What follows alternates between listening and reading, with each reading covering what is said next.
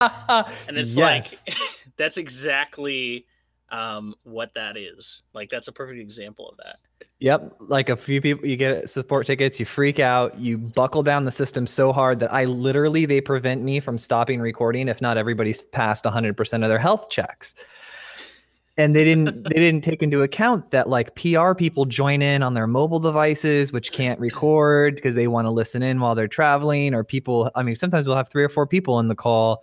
We have production who can't have a mic, and if their mic is unplugged, it won't let the system record.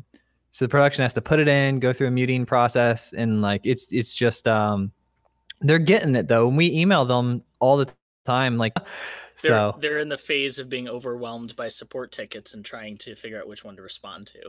That's exactly it. Yep. But they can't all be Hologram. No, that's true. They can't all be fantastic companies. First of all, I want to tell you how much I absolutely love the design.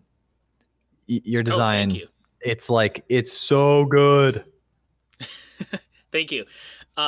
If I can be kind of humble, we do actually receive a lot of praise for the design, but still appreciate it. That's been a little while in coming. Like when we first, I'm not going to bring it up, and please don't check us out on the Internet Archive Project to anybody listening to this. Well, now I am. We're live streaming it right now. But it's been a little while in coming. One piece of advice I'd give to any startup is to bring an in-house designer in as quickly as possible instead of always relying on consultants, because it's just very hard to get to hit like a really good understanding of the company vision. And you lack, if you don't have an internal designer, you also lack their input into user experience and common design elements across the whole platform. That if it's a consultant, they're more focused on project-based things. It's kind of hard to achieve the next level of design if you're just working with a design consultant. Yeah, well, it's that consistency and that whole team family aspect of moving the project forward and having to live with your decisions versus being a bullet point check off the list contract project. Yeah, exactly. Exactly. So I was real excited. I read through and just so you know, because I've gotten a couple of questions about it recently, we are recording, like this is the podcast. We just hang out. Real deal. Yeah, this is it. We just hang out, we talk, right? And when we screw up, we just make sure to highlight that section in the notes. Cool. No, that's cool. Yeah, I liked I was reading your interview on your blog that you guys did as a series of hologrammers. And they ask you all these questions, and man, that is so smart because it allows me to get to know you and your people like before even speaking to you. And it is rare that a guest has one of those. So when I read it, I was like, this is so cool, man. I got to see you like crossing a beaver dam, trying to retrieve some satellite data. What was that? Yeah. So a good friend of mine, college friend, and I got into amateur ballooning before it was cool. We started sending up near space weather balloons, high altitude balloons, to photograph the Earth. And, it was just one of those things. We were like, well, we're just going to do this. We're going to try to figure it out. We'll order up some balloons if we can get these military supply companies to actually sell us them. And we'll just see if it makes it and if we can recover it.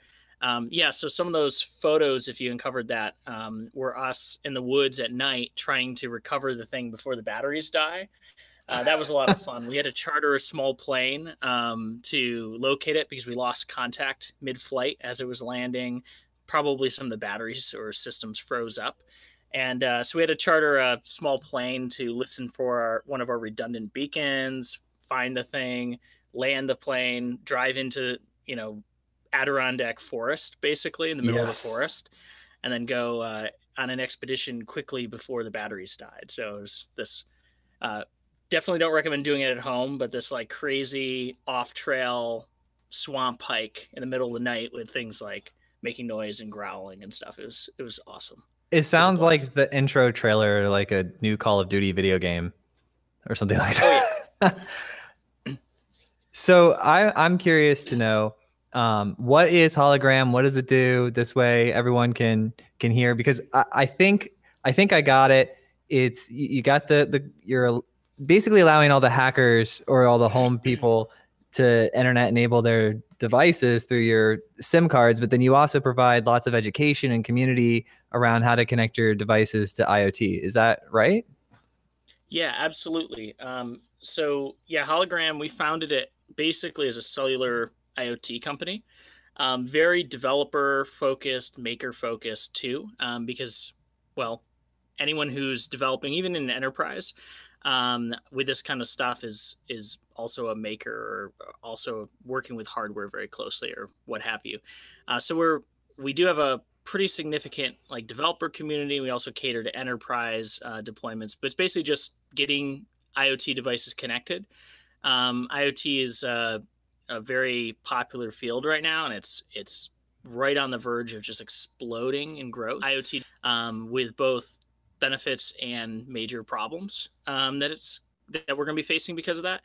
And one of the things that a lot of companies aren't focusing on is the actual initial connection, which can be quite difficult if it's a mobile application.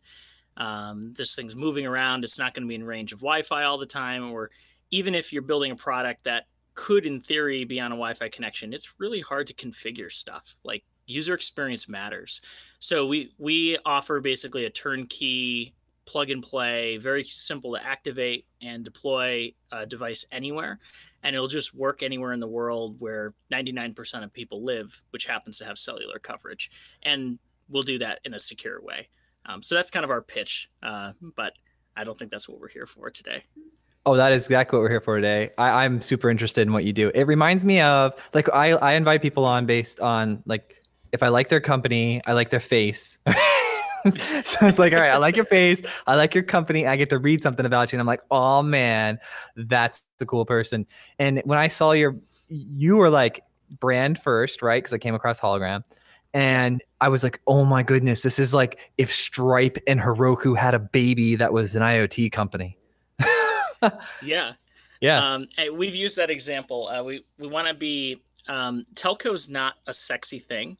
Most people would agree who are in tech, who know anything about telco. Telco doesn't, people kind of have this stigma with telco where it doesn't really, change much. It doesn't really advance much. But the reality is, we need it. It's just like any ISP, you need that infrastructure. So you can think of it like being like a Stripe for connectivity for telcos or for cellular operators, where maybe dealing with an operator directly is not going to be the best experience for you because they don't understand you or they're not providing the tools you need. But we can wrap around that, and we can provide a common experience across hundreds of operators worldwide. So Stripe is a great example of that. Yeah, I did a project like 3 years ago where there was these things like OBD2 connectors. I think that's what they're called. And Yep. yeah, and a local shop was also entrepreneurial, and they wanted me to internet enable one of these connectors and transmit data. And this was actually oh my goodness, 5 or 7 years ago. Oh man, it's sorry, time slippage. So I started researching this and getting into it, and it was not easy, man. I had to order some. It was felt like a drug deal trying to get the chips and everything set up and go around, and everything was like in the brown, unstyled, unlogoed boxes, and it was just like it. They were basically every vendor had a little chip or a piece of equipment they would throw at you and just say, figure it out, like do it. And this was only 5 or 7 years ago. And then when I saw you, I guess, that was one of the things that made me real excited, is like, oh man, I wish these guys had existed back then. Look at all these resources. Yeah. Yeah, no, exactly. How are things going to change with 5G? Is that gonna, like, are you thinking about that? Is that big in your world right now? Yeah, so people are just starting to talk up 5G really heavily in the industry. 5G, it's all about driving many, many more connections or higher connection density, and also simultaneously driving like ridiculous throughputs. So the cellular network is ever since basically 4G, at least by 4G, it's been very like software defined. It's using some really advanced radio technologies, very advanced antenna technologies. 5G is like the nth degree of that. So it's basically just how can we make networks that are going to handle millions or billions more of IoT devices than than we've ever seen in one geographic area, while at the same time being able to keep up with consumer applications, which are tend to be more bandwidth heavy. So 5G is kind of this like adaptable wireless fabric or spectrum, and that's kind of the Sounds goal of cool. 5G. So it's gonna be huge. Yeah. Yeah, I was out at RSA in San Francisco a couple weeks ago, and my Uber driver was telling me, he goes, if you think this is crazy, because there was like, what, 40 to 50,000 people there. He says, you should see it when Salesforce comes here because they have 120,000. He says, it makes the Ubers sometimes not work well because they can't get their internet connection. They're all competing because of the density. Right. Yeah. No, that makes perfect sense. There are a lot of assumptions that like 3G and 4G made before the IoT boom. And now, you can almost say that technology is kind of outpacing the network's ability to adapt. 5G is going to be, attempting to address some of that stuff. So will you have to change your devices at all? Like, how do you address that as a business? What it does, I don't know much about it, so I'm kind of hoping you're going to educate me real quick. Yeah. So to use 5G, you have to change the devices. Like a 4G device can't really use a 5G network. That doesn't mean 4G networks are going to go away anytime soon. But one of the best things on the network side is, since 4G is very software defined, some telcos literally can do software updates to towers to start enabling new features. I don't know to what extent they can switch from 4G to 5G, because that really depends upon if they've been preparing their deployments for this for a while. But it will help make the transition smoother. So the good news is that, like, the network side, network support will be able to adopt 5G relatively quickly. And then on the consumer and IoT side, you'll just need devices to start catching up.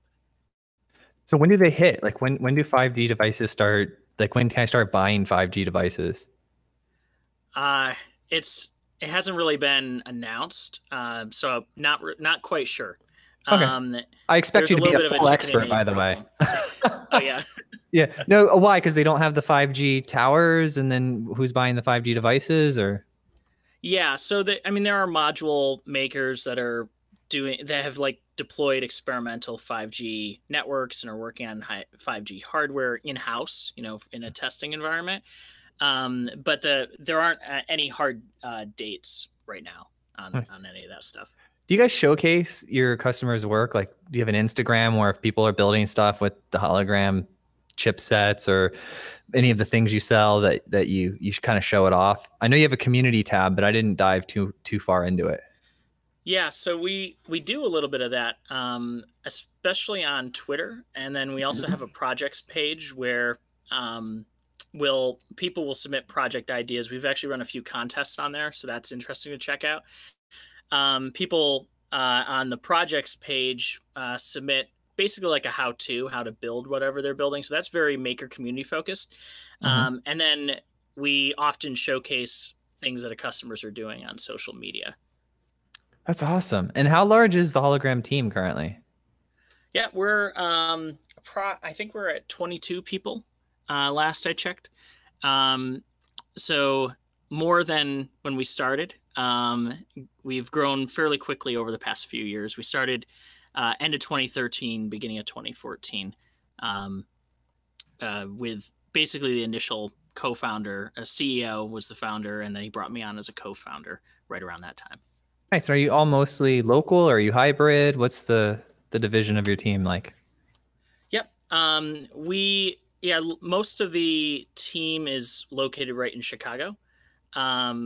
Downtown Chicago, basically a Midwest, born and raised company. So how did you fall in love with technology? I see that you worked at IBM, but I want to go like farther back. Like, what was your first experience with technology? Yeah. So, well, my dad, I've always had an interest in technology and business, Mhm. leaning technology though, as pretty much as far back as I can remember. My dad had his own business. Actually, he built and sold a couple, so he's had a couple successful exits. Um, and right around when I was 4 or 5, he had this thing called a personal computer, that he was using for work. And this was like, it's not necessarily pre-internet, but it was definitely before internet was in people's homes. This Mhm. is like before AOL, right? And I remember, so my earliest memories of technology were remembering being with my dad, going over to his computer and him using a modem, this external box plugged into his computer, and dialing into a bulletin board system to be able to download like supplier rate sheets for his business to do like a nightly update so he could make sure his pricing and everything the next day made sense. So this is like, before you had a central point for the internet that you would dial into, you would dial into someone's individual server, or in this case, like a bulletin board system. Mhm. And it was like an online magazine with some messaging capabilities, and you'd download files. So you'd find a file, you'd download it. And so I just remember him typing in these commands to the modem, what are called AT commands, to control the thing, to get the modem to dial out to a phone number. And that was kind of interesting. And then shortly after that, I was playing around on the computer because he uh, loaded up a game and kind of showed me how to load up games and issue some commands. And this was probably when I was around 5 or 6. Um, and I was playing on the computer. At one point, he walked out of the room, and I got interested. He had a list of like common DOS commands that Yes. he'd be using, and I got interested in like what some of the different commands did, and I ended up formatting the drive that his accounting system was on, which like just about probably, I don't even really know how bad it cost his business, but it I think took them months to recover from that incident. And following that, he decided that it was prudent, since I had an interest in technology, to get me my own computer so I would not be using his business computer anymore. Um, and then shortly after that, my brother-in-law, I actually credit him greatly in getting me like interested in programming and stuff. He was a computer scientist slash computer engineer working for Corning at the time. Oh, And nice. he kind of introduced me to programming right around when I was 7, showed me kind of how to view QBasic code on a game.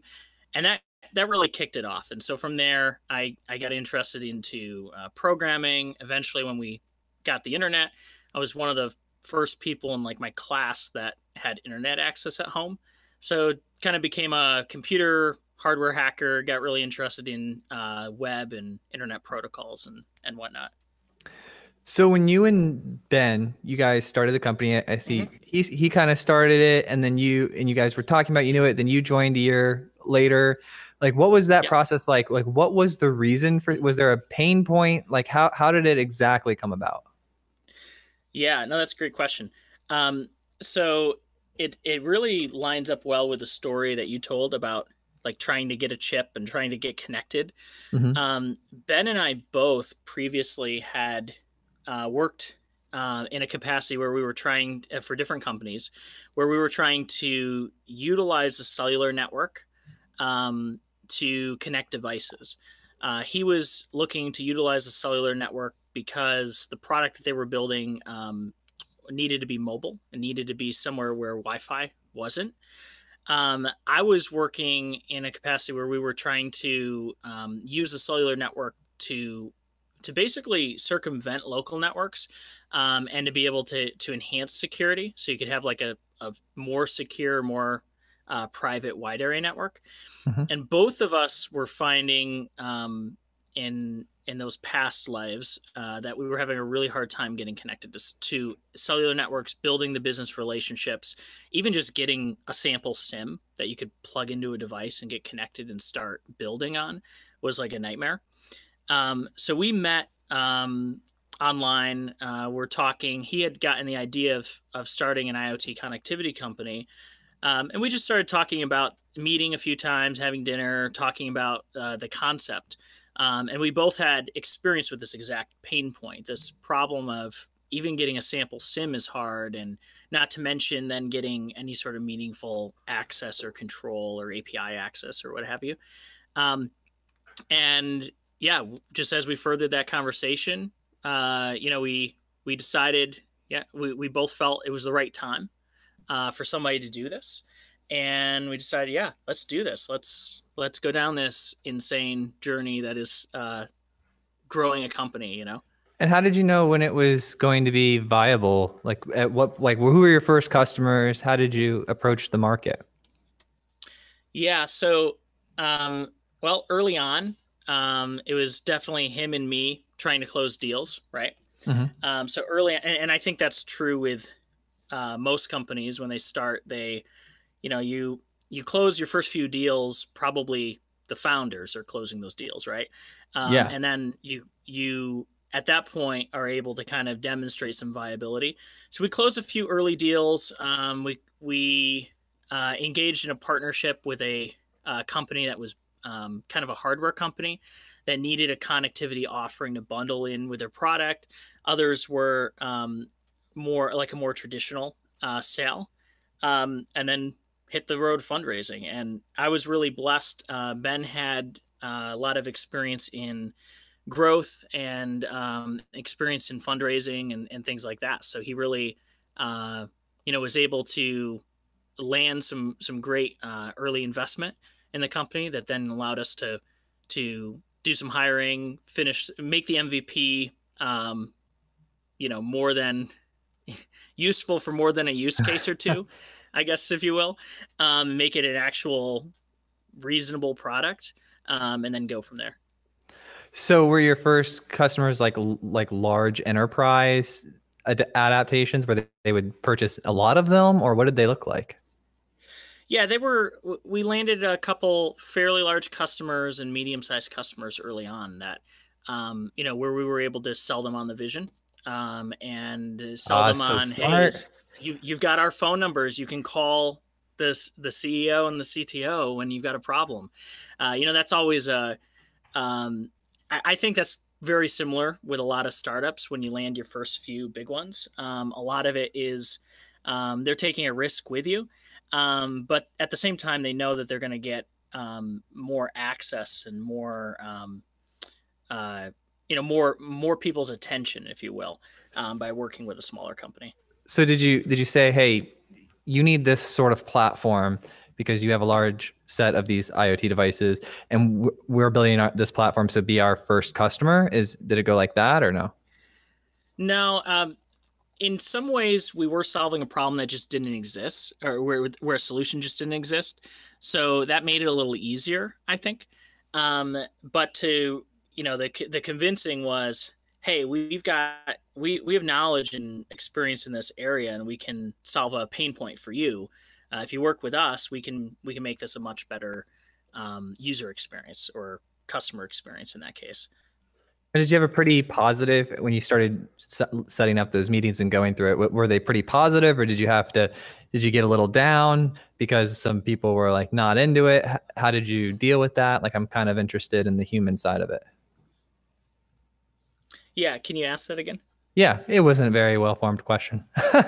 No, so like there's rejection, right? Rejection happens. Sure. And when you start, you have this idea, you're passionate about it, you're excited about it, and then you go out to the world and you start talking about it, and a person who would normally love it might just be having a bad day, right?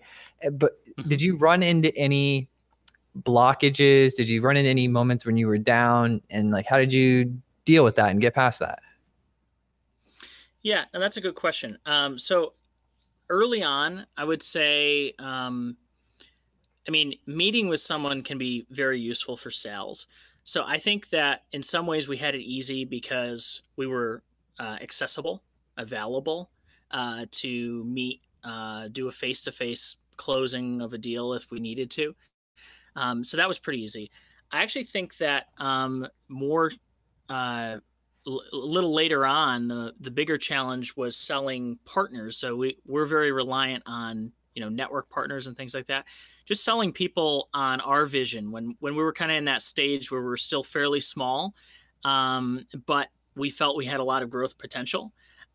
Getting the right partners early on that would agree with our vision, even if we didn't have volume. That was a bigger challenge to overcome. That took us a few iterations before we really landed that and were set to take off. So being at RSA, thank you for that, by the way. Sorry, I'm so excited about the next question. Okay. At RSA, security obviously is like huge thing. And my question, like my thoughts when I was there and I knew I was going to be speaking with you is like, what's the big threat? Like what's going on with the IoT security? Because like tea kettles are getting hacked and like, it seems like there can be a lot going on. Yeah. So IoT security is big. I mean, people are like kind of numb to computer security discussions in some ways. Like I think consumers are just assume things are insecure and are maybe a little disillusioned or unfazed by that right now. People in the security community and in tech community obviously understand it's a huge threat and it's actually going to potentially become an even bigger threat. IoT security is extremely important, and we're at this really important horizon right now with IoT devices, where IoT devices being resource constrained, being pushed out the door, random devices that never were connected before being engineered by teams that maybe don't have much experience connecting devices are now connecting them and shipping them out the door. We're running into this situation where we're going to have pretty much everything connected around us, and it's a lot of that is not going to be secure, whether it's because of just a lack of security knowledge or know-how among engineers, or old ways of thinking, like, oh, I'll firewall my network and that should be enough. Oh, but wait, now I have a new attack vector behind my firewall due to my smart camera or smart smoke detector or what have you.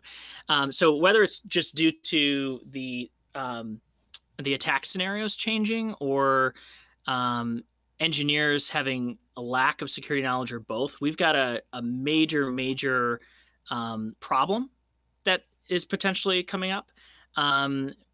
Also a major opportunity if people can figure out a great solution for that. Tech companies are going to need to be taking this extremely seriously, especially as IoT gets closer and closer to human life. With things like connected cars, medical devices, etc. I mean, privacy is a bad enough threat, but human life is going to increasingly be becoming a threat. So tech companies really need to buckle down their IoT devices, and we're probably going to see a lot of that will be driven by regulation and even government regulations and stuff. So where's the spot to inject that? Would it be to convince the like you said, regulation like encrypting chips? I'm kind of stepping a little bit outside of my experience level, but like I was thinking to myself, all right, well, there's, I program in Rails a lot, and you obviously have programming experience. So you see the frameworks, Yep. What they'll do is when people get comfortable, they'll be lazy. So what will happen is the people developing the lower level technologies, lower in the stack, they'll start adding security features down there so that the people up top who aren't thinking about it are still secure themselves. That's the thought I wanted to get off the top of my head. But my question is, where could that fit in, and how could we use that concept over in the IoT? Would it be the chip manufacturers? Would it be people like you ensuring that your connections are encrypted? Like, where would that be a good fit? Yeah, I think there are a few different approaches. I mean, to directly answer your question, I think that multiple layers of security is almost necessary.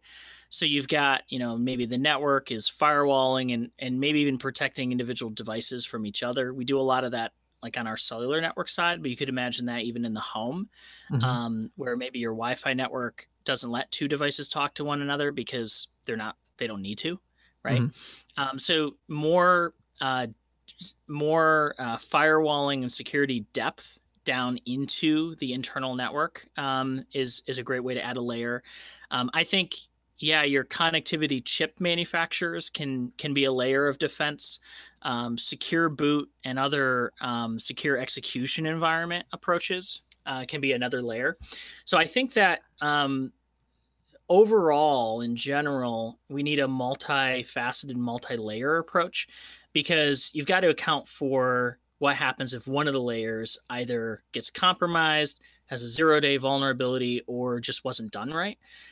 However, taking like a big step back from all of that, there's another problem, and that is kind of what you were describing with, well, if everyone gets lazy, lazy security can be very, very ineffective. It can be even destructive to the overall security policy at any one of those layers even.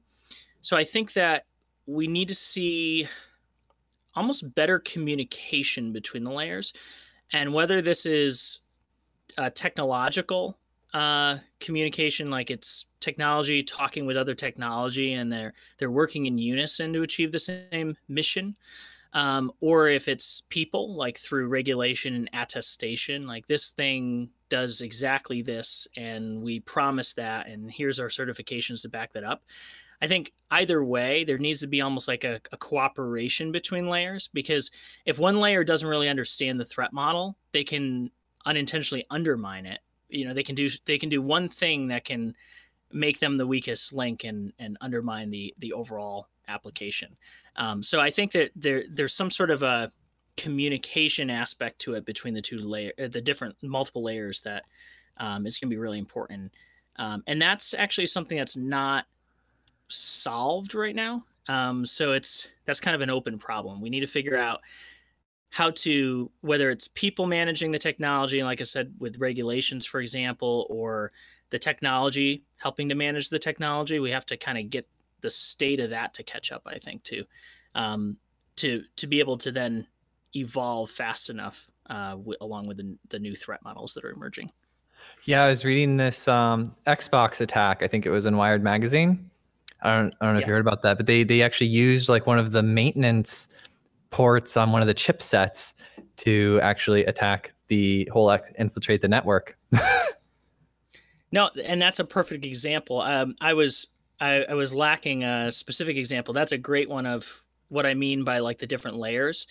If you don't have this cooperation and understanding between the different layers, you can have one component that will pretty much undermine the security on a network or on a system.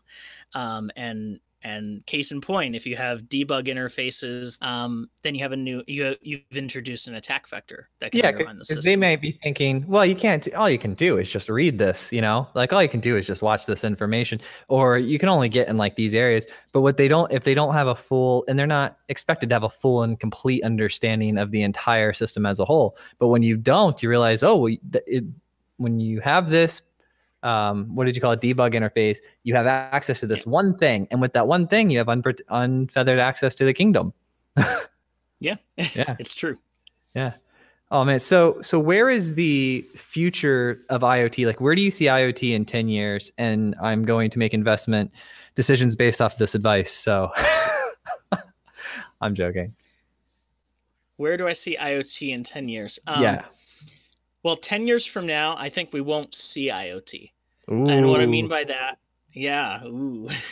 what I mean by that is, I think like right now, IoT it's kind of like a feature or an enhancement.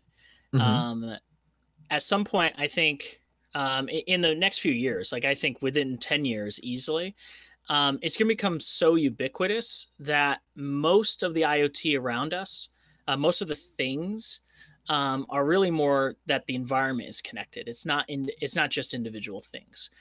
So what I mean by that is, your phone is, has a Wi-Fi radio and a Bluetooth, BLE, NFC radio on board, in addition to a cellular radio. As you walk down the street, 10 years from now, you're going to have devices that recognize unique serial numbers and identifiers on your devices and basically are like a form of beacon technology. And those beacons are going to outnumber the devices that are interacting directly with you. So I think that, 10 years from now, it's going to be more the environments are effectively smarter because these non-directly human-facing devices are going to be connected. Yeah, it reminds me of the stingrays. Yeah, yep. Yeah, that's a whole nother conversation. That's another interesting topic. Sorry. Yeah, I've got a wide array of being a geek. From physics to technology, like the whole spectrum. I kind of play around with everything, just to, I don't know, because it's fun. You know why? Because we're makers. Like we like to play around and see what's going on. Everything's kind of technology. It's like, what can I make this device do? Yeah. As long as we're doing good stuff with that. Hey, so real quick, I'm curious. Your community looks awesome on your hologram. Like you got really engaged people, and they're all talking about building stuff.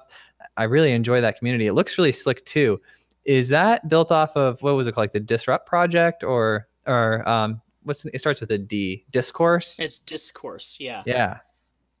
So is that working pretty well? Yeah, we built that page off of Discourse, and yeah, it's not bad. Discourse isn't a perfect Q&A site, if you will, but it's kind of a mix between Q&A and forum, and it's working pretty well. And then we have a lot of active community management. So we have people who focus the majority of their time on interacting with people in the community, helping to support them, helping them to support each other, etc. But as a tool, Discourse is pretty good. It's not I wouldn't say it's a set it and forget it thing though. You need to be actively contributing to community building. There isn't like a technological solution that, you launch it and the community doesn't just build itself, even though that's kind of everyone's dream. If that makes sense. Yeah, people just it's like when Snow White sings, like people just come out of the woods and start helping and building. Right, yeah. It's kind of like open source software. The dream of open source is, if I make this open source, then other people are going to do all my work for me. Well, it doesn't exactly happen that way usually. No, you've got a lot of new work now. Welcome to maintaining the project. I see that message. I actually saw it this weekend. I was doing some guard to auto run some of my tests, and I saw like one of its plugins, or like 3 of its plugins. Different people are like, whoever wants to take over the project, let me know. So, yep. Awesome. Well, man, thank you for coming and hanging out. If people want to find out more about you, where do you hang out more? Twitter? You said you go on Twitter a little bit, or LinkedIn? I'm definitely more of a LinkedIn user as of late, even though it's kind of, a more closed platform in some ways. Since everybody's on it, it doesn't end up mattering that much. You definitely can connect to me on Twitter, but you're not going to see many updates from me there.